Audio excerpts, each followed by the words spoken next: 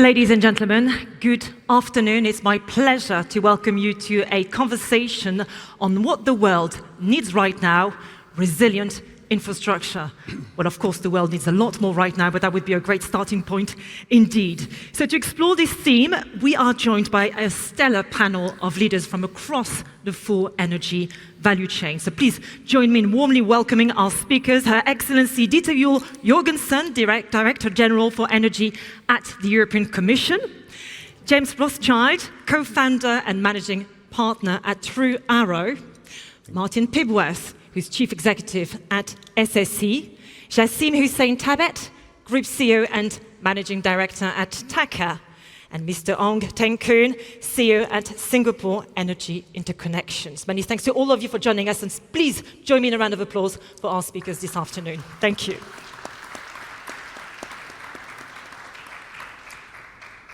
So a bit of context before our first round of questions. We are at a pivotal moment for global energy systems.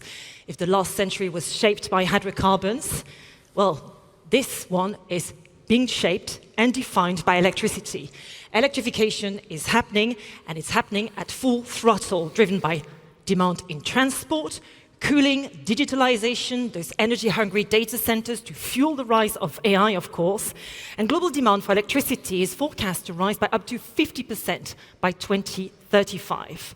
Electricity now underpins our economies, our societies, and our daily lives. However, this transition is placing unprecedented strain and stress on systems that were never designed for this scale and this speed, with recent disruptions affecting millions across the world.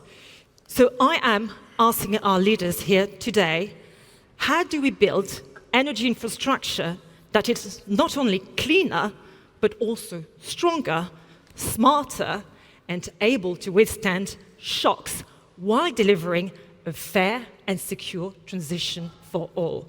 So I'm going to start our first round of questions with you, Ditte Juul Jørgensen, because if there's one region in the world very preoccupied with energy resilience, but also energy security and sovereignty, it's Europe, of course, due to the energy crisis brought on by the conflict in Ukraine, but also the fact that there are vulnerabilities in our interconnected grid systems, as the spectacular Iberian Peninsula blackout last year illustrated. And the European Commission right now is working on a major proposal to revise its energy security framework. So what's in it? What are the key highlights? And what do you hope it will achieve?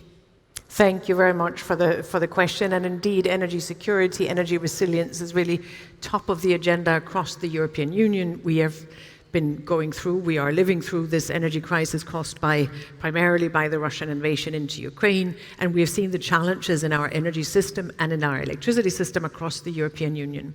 So we have in place a good security of supply framework, but because the threats and risks to our framework have been developing very, very significantly, we of course need to make sure that we have in place the right instruments to deal with today's threats, today's risks, but also those that we can see are likely to arise over the coming years. So that's what we're doing, essentially doing a risk analysis, an assessment of what are the challenges, and looking at how do we best address those challenges together across the European Union. So just to mention a few of them. One is, as you've said, electrification is the driver. We see and will see an even higher share of electricity in the system. Plus, managing today's electricity systems is simply more complex, more challenging than we have seen in the past, both because it's a higher share, higher demand, but also because it puts together different electricity sources, requiring more infrastructure, more storage, more flexibility to make that work. So system management is a bigger challenge than it has been in the past. We've also seen significant risks for our system in terms of critical infrastructure. We have seen physical attacks on sea-based infrastructure, for example, in the Baltic Sea. So there's a lot of risks there. We need to make sure that we protect that infrastructure. We have seen increased cyber risks. Part of that is linked to electrification and the way our networks are put together. Part of it is linked to the current situation. And so we need to make sure we are protected against cyber risks. We are seeing increased climate risks. We're seeing a need to adapt our energy systems to be ready to withstand the severe weather events we're seeing across the world and also across Europe. We're seeing risks and threats to our supply chains, as you've also said. We need to make sure that they are ready to step in and deliver what is needed in terms of the infrastructure at a rapid pace and at a more rapid pace than today.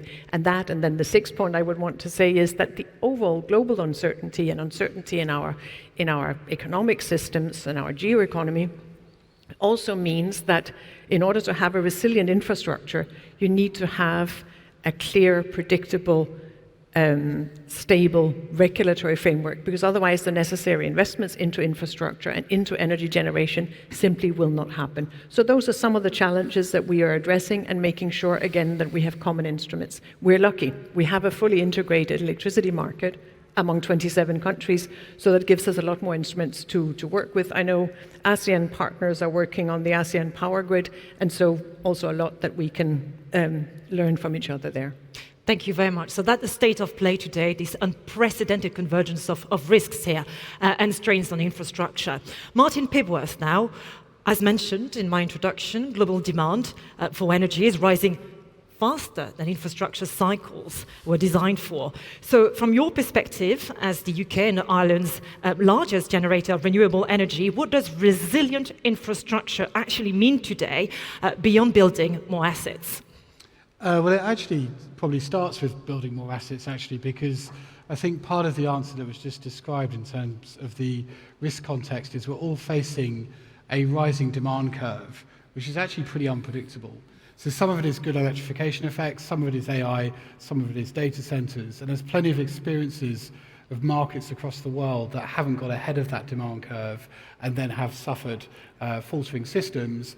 And unfortunately, when you have faltering systems, you probably have higher prices, you get affordability effects coming through, and you perhaps lose some of the political consensus that otherwise you would have for energy transition. So I would argue that overbuild of assets is actually probably pretty important ahead of a demand curve that's very clearly rising.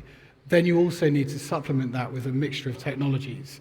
So there are a load of technologies that, as part of my company, I would advocate for. There's a bunch of technologies we're not actually invested in. We need them all. We need absolutely every single different technology because each of them brings different characteristics and different responses to exceptional market conditions and creates overall reliability, which allows us to go through this decarbonisation journey against a rising demand curve. And if I could, may mention one thing as an example in the very brief time I've got. The UK has swung from being in massive surplus pre-Christmas, high renewables, lots of wind, to quite tight markets last week when it got cold and the wind just disappeared.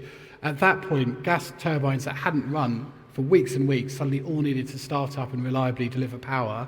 That works. That is not going to work forever, so therefore you need investment in long-duration storage, battery technologies, and other flexibilities. And we're blessed in the UK to have policymakers that are looking ahead and encouraging us to do exactly that. Thank you very much, Martin. Now, Jasim Husain Thabet, TAQA, the largest utility in the UAE, is, along SSE, co-chair of the Utilities for Net Zero Alliance. We know that the region, of course, is also facing unprecedented demand when it comes to electricity due to needs for cooling, of course, and water. Now and in the long term too. So how do you balance the need to boost supply with that to ensure that it's resilient by design and also contributes to accelerating the transition? It's quite a task you're facing here, especially in a region very much affected by climate events. Yeah. So first of all, thank you for having me. A big question. I'll try to answer it in a short period of time. Just taking a step back, TAQA is a fully integrated utility company with 72 gigawatts of capacity, and we're a big player in water. So whenever we say utilities, we should always keep the water agenda in mind. And we operate throughout the value chain, from generation of power and water, transmission, distribution, and all the way to the customer. So I'd like to give you maybe a practical, pragmatic example of what we're doing specifically to address some of the challenges. So on the generation of power and water, where we see this really accelerated energy transition, more renewables on the grid, And I'm sure Masdar was on the stage. They were talking about their 1 gigawatt round-the-clock power project. With all these renewable projects, there is more resilience required on the gas-fired side. So we're looking at when we're building new gas-fired or more efficient thermal power generation, how do we maximize to be able to ramp them up at a faster time and have more running cycles on them? So that's one thing. Also, we're looking at extremely efficient open cycles, because they're also being able to ramp up power generation much quicker. On the water side, we've decoupled the power and water. This part of the world has always been cogeneration. Whenever you build a large power plant, you had a water plant coupled to it. So now we've moved into reverse osmosis, whereas between 6 to 8 times more energy efficient compared to your thermal side. And then when it comes to the networks, everyone talks about the networks, and that's a very key component. We're designing networks to be future-proof to manage the intermittent from the renewables that are coming online. And when it comes to water, in this part of the world, we're focusing a lot on utilizing the best of our resources through wastewater, sewage system, and treatment, where you have the large wastewater plants which treat the wastewater, and you have a TSE by-charge, the treated sewage effluent, which is used to reduce the water desal production by 80%. So some examples of what we're doing to make the system more resilient. Yeah, so we're getting a few pointers here. We've got flexibility, innovation, efficiency, and vision. I think that's important when you're designing systems to be resilient indeed. Mr. Ong, now, you come from a part of the world that's also facing a significant energy challenge, because ASEAN's energy demand is forecast to nearly triple by 2050 due to strong economic growth and the growth of the population as well. So tell us about your work to diversify supply sources and enhance resilience, and why regional interconnectivity and interoperability is so crucial. It's crucial, but it's also a challenge. So thank you, Charlotte. First of all, I wish to thank Mr. Jasim for signing a MOU with us last year. Look forward to more cooperation in Southeast Asia. I'd like to thank Master CEO for your, Mr. Mohammed Jamil, for your very kind invitation to this successful event. First of all, I'd like to introduce my company, which is Singapore Energy Interconnections, SGEI. We are a state-owned company in the business of investing and building interconnectors, subsea cables, to neighboring countries around us. So the government of Singapore has given out 11 conditional approvals so far to companies such as Total, Royal Eagle Group, to Tenaga, and we have a project in Sarawak. And the aim is to import up to 6 gigawatt of electricity to Singapore by 2035. And it is our effort to make progress on this very aspirational goal of having an ASEAN power grid of 11 countries in that part of the world. And this is important to a country such as Singapore because 95% of our energy comes from natural gas, and this is our effort to diversify and to make our grid more resilient by importing electricity instead of gas. We're making progress towards that, and which is why we have signed this MOU with TAQA last year, and we hope to be making progress and to be doing more projects in Southeast Asia. Of course, we have much to learn from the EU. You guys have a very good regulatory system that protects the various countries and the various commercial players with the regulations. And this is something that ASEAN needs to make more progress to have rules that will facilitate different regulatory regimes and different market systems. So with that, thank you. Thank you very much for that.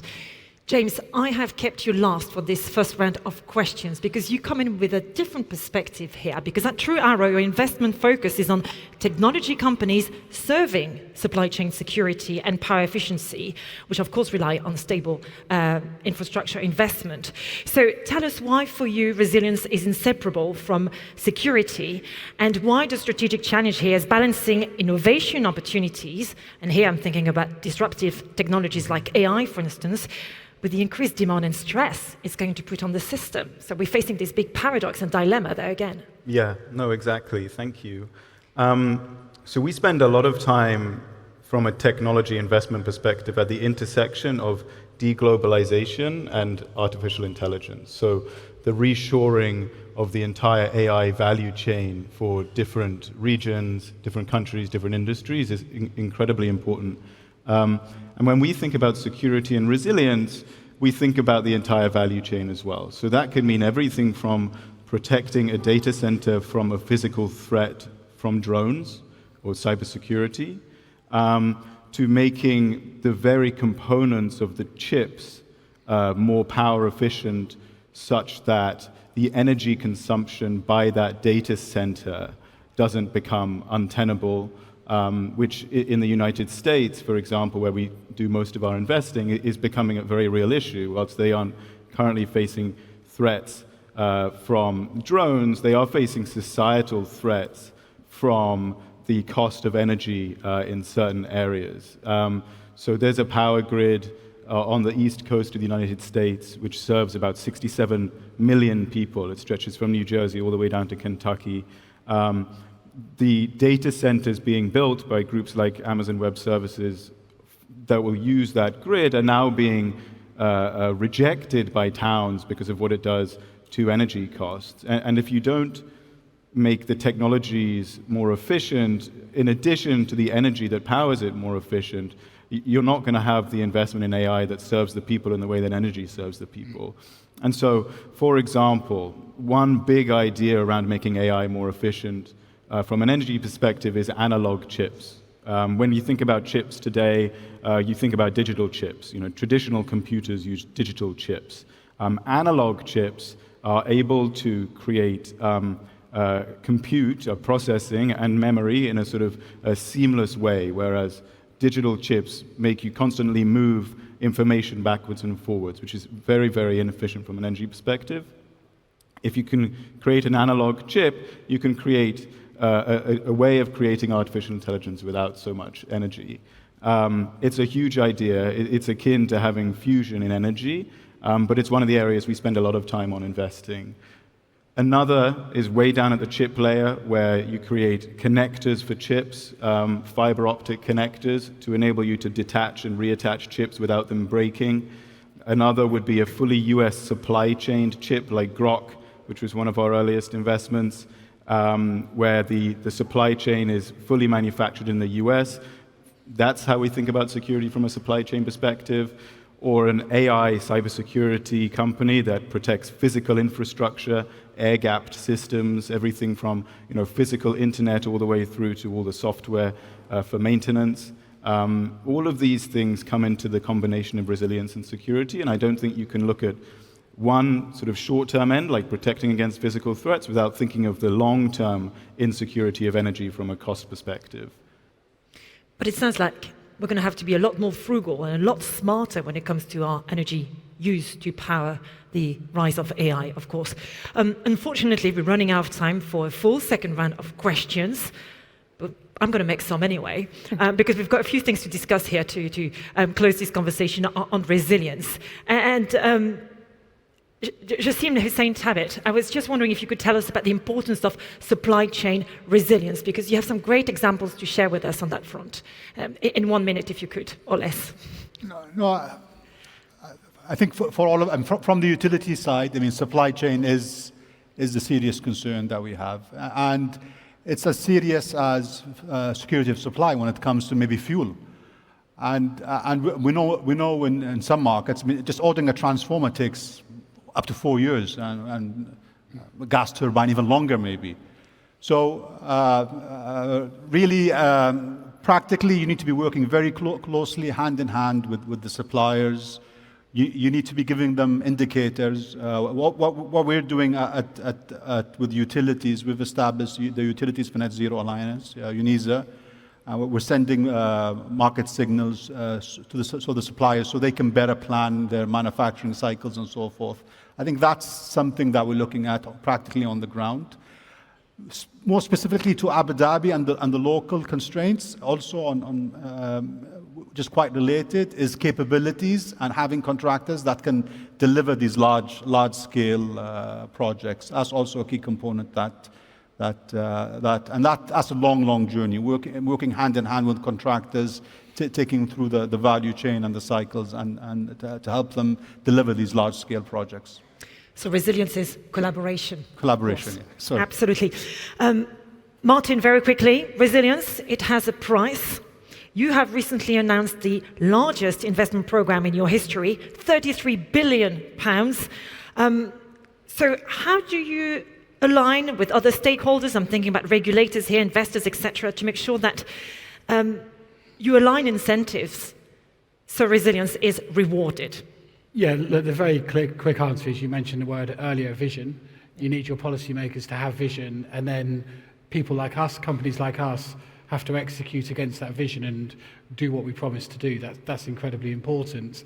And I think in the UK we've been given that opportunity and look forward to doing that. Just on that point, if I may, just on resilience generally, I mean, AI, data center demand growth, etc., the industry's going to have to cope with that, but it actually provides solutions as well. So in getting more out of our assets, whether it's demand-side response, whether it's dynamic line rating on transmission, whether it's better renewables forecasting, algorithmic trading, the exchange across interconnectors, all of that will actually help build a resilient system as well. Thank you, Martin.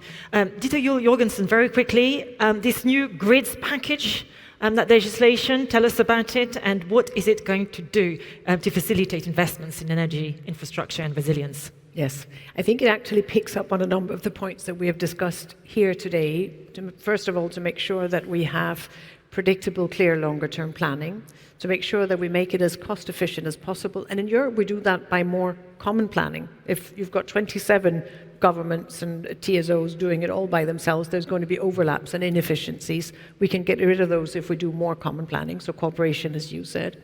We're also looking at the resilience by design. So how do we build resilience into our regulatory frameworks? We've heard from companies how they do that, how they invest. We need to, as governments, to make sure that they have that necessary predictability, clarity, both in the planning and in the regulatory requirements. So resilience by design, as you referred to before, all of those aspects are picked up in the grids package, and then we'll be following up with the clean energy investment strategy in the very near future to look more at how do we help scale up and accelerate private funding in addition to our own scaling up of the public funding, including de-risking on the government side, because in the current global environment, that is a necessary part of it as well. Thank you very much. We need to wrap up. I want to hear from James and Mr. Ong as well, very quickly. James, you've been very clear that resilience is inseparable from security. Any blind spots today that you've identified on that front? Yeah, I mean, I think it goes back to what everyone's been saying. It's the alignment of policymakers, regulators, and industry to make sure that those investments are made, to make sure that power, which is designed to serve people, serves AI in a way that also serves people. But you know, Elon says he can put data centers in space, so maybe people won't have to pay with it at all. Thank you very much. Mr. Ong now. Of course, Southeast Asia, your region offers a glimpse of the future when it comes to energy resilience. From your perspective, what's the biggest factor for and against making regional interconnection that you've been working on for such a long time a true resilience solution and to scale at speed? What's the key here? As Ditte mentioned, we need a lot of cooperation in Southeast Asia, which is association of 11 countries, right, ASEAN, at different stages of economic development. And to have the political will to want to do it for all these different countries and different stages of their political development, I think that is front and foremost in everyone's mind, from regulators, policymakers, to people like ourselves. But we are optimistic and we look ahead. Last year, all the ASEAN energy ministers met in Malaysia, and they agreed that we would make progress towards this ASEAN power grid. So we are optimistic, and we look forward to that.